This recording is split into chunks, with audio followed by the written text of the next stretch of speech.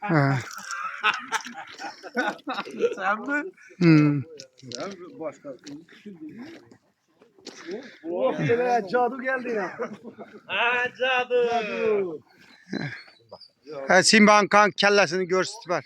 Meh. İkinci koşuluşa Simba bilen alanı.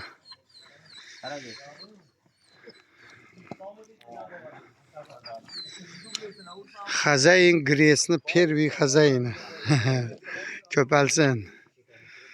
Hemme şurada veleke, Erkin Ağa Mataris. Bir anda Sultan Bayla. Cüret, Hişnik diyen ballar hem şurada bin. O Basar ne egesi Nurik bilen Cadunu egesi Agavay diyen ballar hem gepti. Serverla bu şahsat trinir. Horazvazla kralı Ötkir Palvan.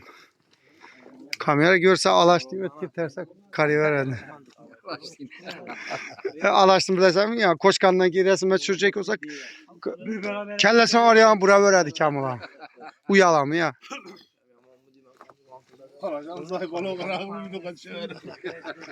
Kan Kamulağa yürümeliyin de argı itlen düşürüş gerek.